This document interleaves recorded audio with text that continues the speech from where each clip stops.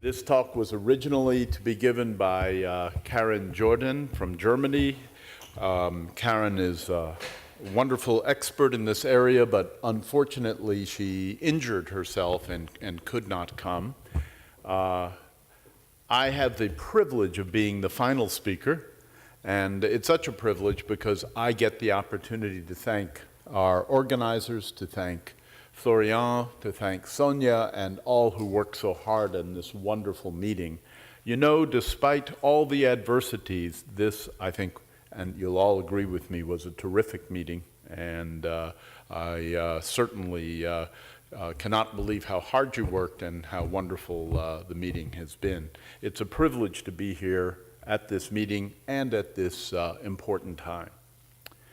So I will now proceed with my talk on antiemetics, and I will look at newer aspects of antiemetic treatment. What a great lead-in to have Catherine's talk from the experiential patient's point of view, and it tells us why this is such an important problem that we need to approach. We have right now, in the last year even, new agents, new indications, updated guidelines, and new evidence. And I'd like to share that with you in the next 15 minutes. In these days of targeted therapy, when we look at excellent anti-cancer therapy, we do best when we know the pathway or the expression, we know that it's an activating pathway, we understand the mechanism, and we have a drug for that mechanism. And that's exactly what the majority of our better antiemetic medicines fulfill. We know that the serotonin type 3 pathway is important, and we know that the substance P pathway is important. We don't really understand how corticosteroids work, we just know that they do. The other areas here are less important. They may have some role, but they are really not so very important, at least in the treatment or prevention of vomiting, perhaps a little bit in the treatment of nausea. Right now, there are 4 antiemetic NK1 receptor antagonists that affect the substance P pathway that are available in various countries around the world. Aprepitant, an oral agent, has been around for more than a decade. Fosaprepitant is the IV prodrug of aprepitant. Netupitant was just authorized less than a year ago. It is an NK1 receptor antagonist, but it's only available as an oral agent in a fixed dosage combination with palonosetron. So NEPA is Netupitant plus palonosetron, and Rolla Patent was just authorized a month ago in the US as the newest NK1 receptor antagonist. So this is the list of the newer drugs. One of the most important studies published this year was on aprepitant in pediatrics. For the first time, we have an excellent study in pediatrics. We can see that aprepitant is safe in children. They give us the dosing regimen for children from 6 months to almost young adults. And the results show that there is double the complete response rate for children receiving cancer chemotherapy.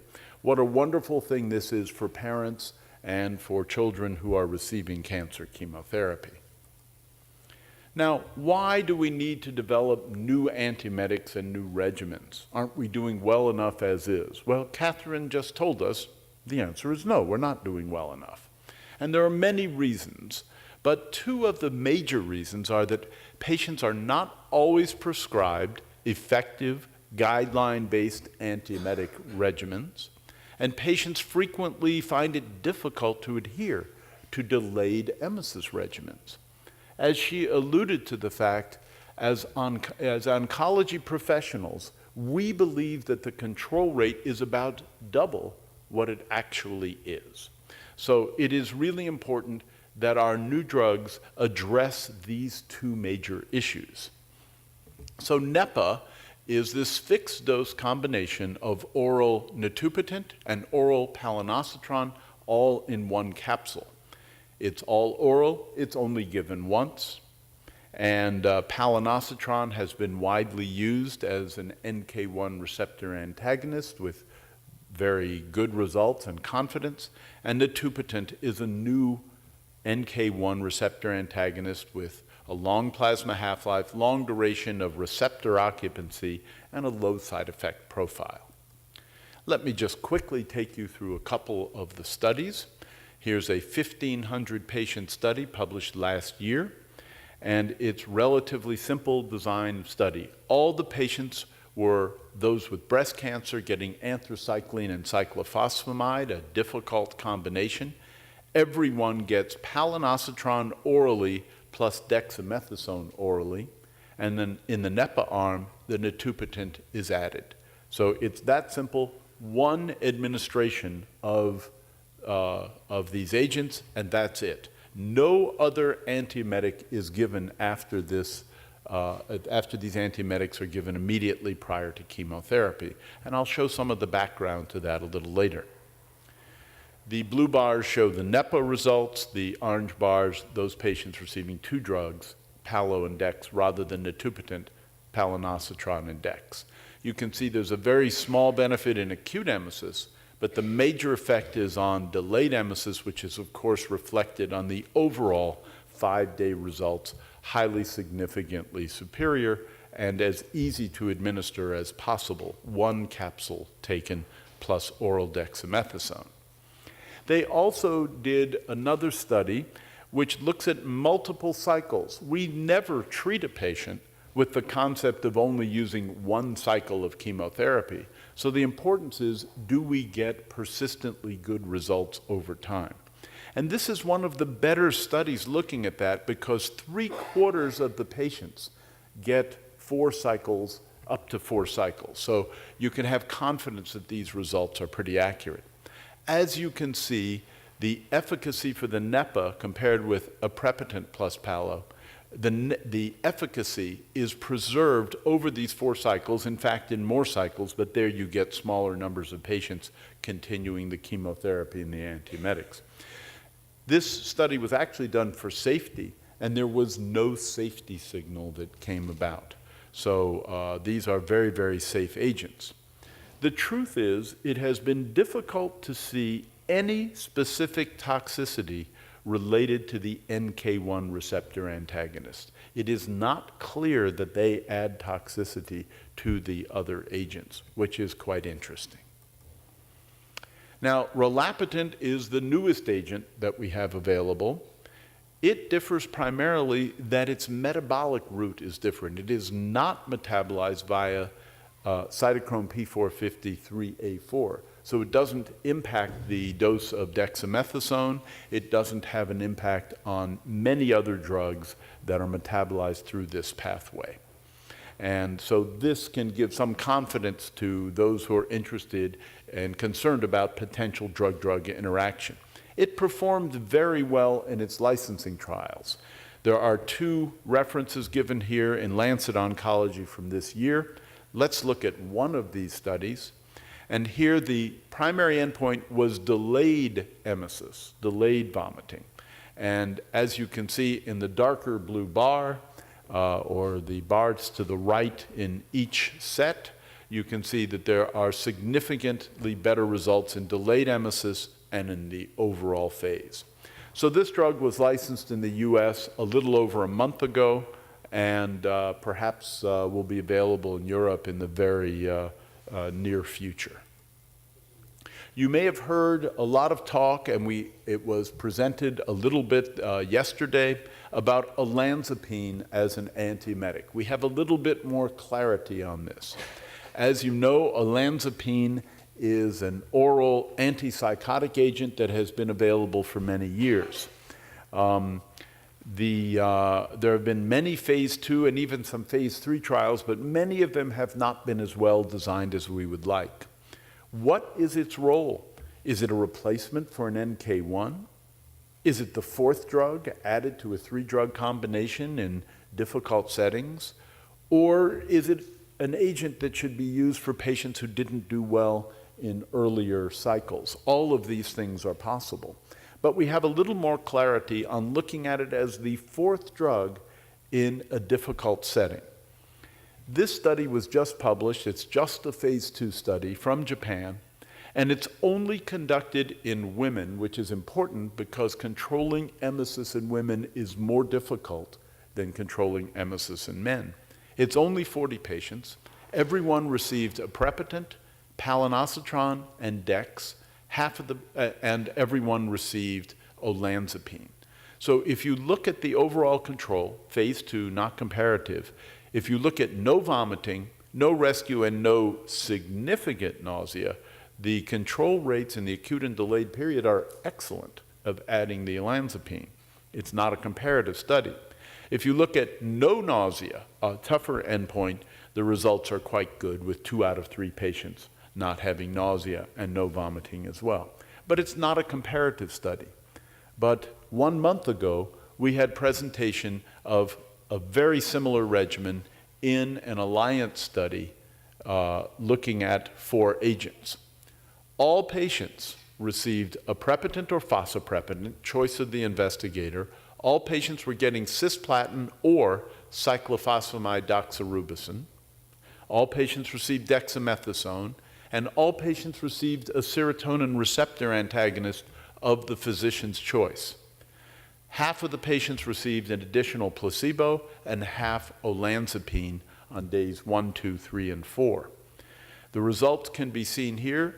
In the middle column are the 3 drugs plus olanzapine, so 4 drugs in nearly 200 patients, and the more right-hand column are just 3 drugs.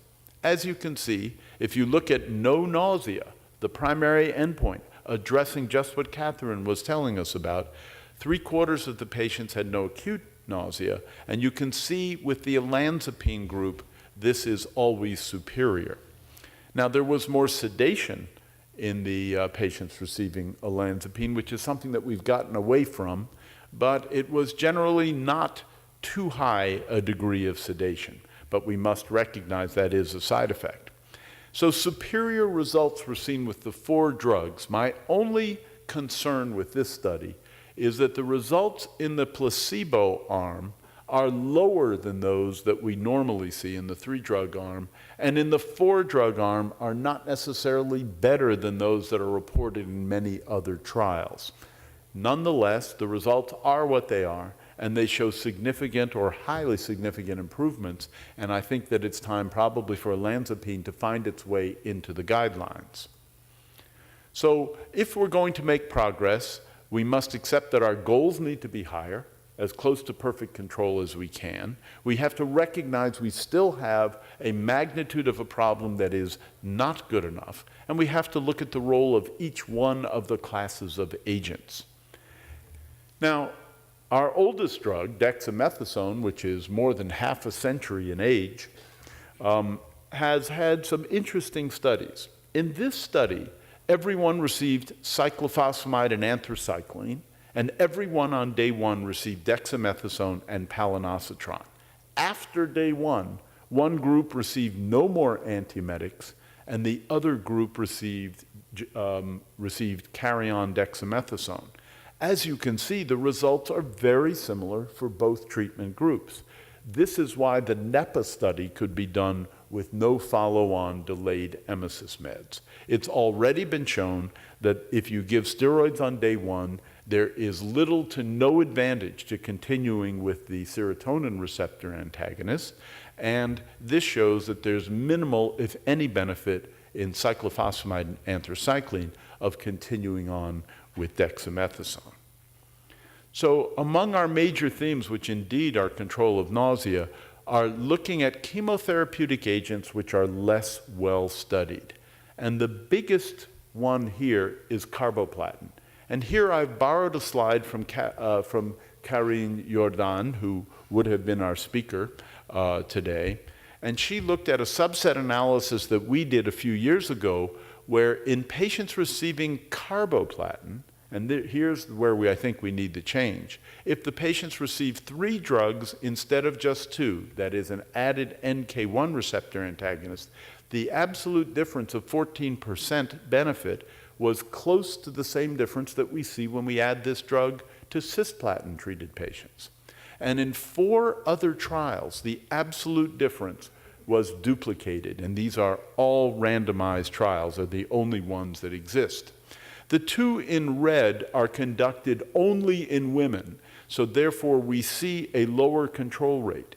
If you look at that control rate, in the control arm of only 50% to 60%, you can see why we need the third drug.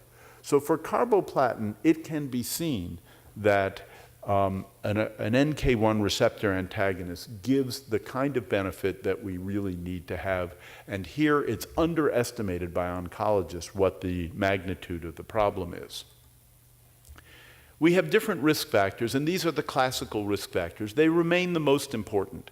When you look at carboplatin, cisplatin, anthracycline cyclophosphamide, it's difficult to say that you're going to use only 2 drugs because of any of these factors. Now, it might be for moderate or low risk that there could be benefit, but we need much larger studies, thousands upon thousands of patients, to be able to see this. We could do a registry study that would look at every chemotherapeutic agent and would be helpful. So good, if not perfect, antiemetic agents are available, but still many patients experience emesis. And that's because evidence-based guidelines actually work, but they're not used as much as they should be. Evidence-based guidelines address both underusage of agents and overuse of agents. Big organizations like ASCO have addressed overuse of antiemetics, but not underuse. We want the proper use.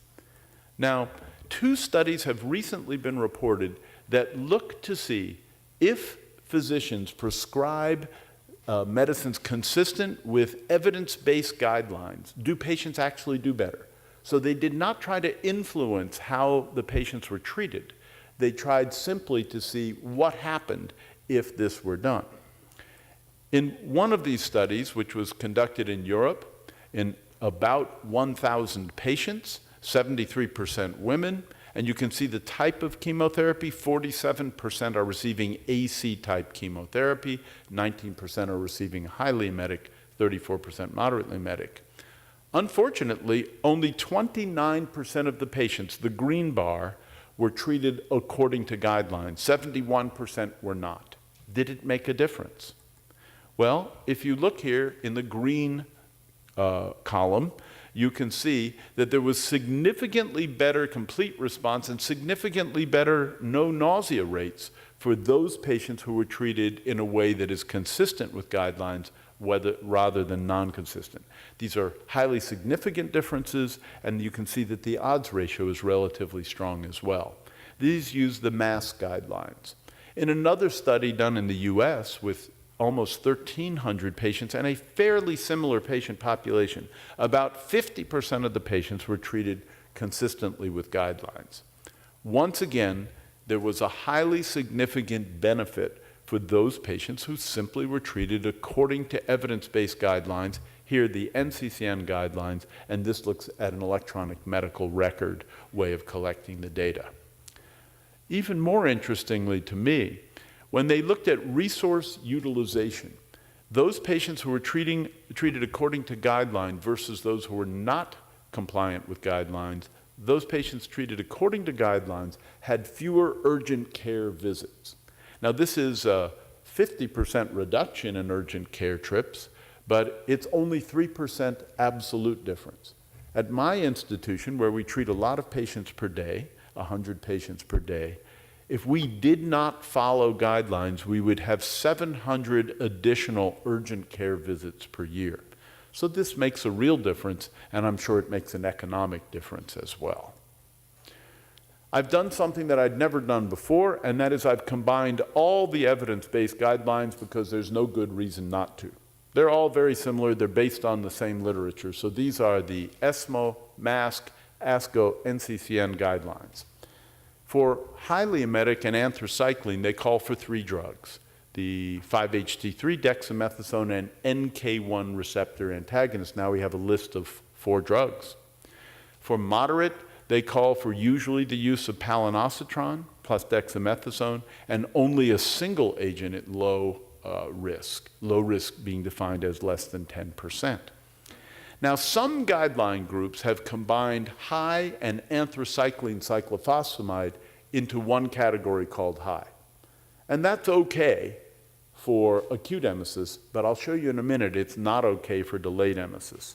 So I really think that oncologists can remember 5 groups, not just 4.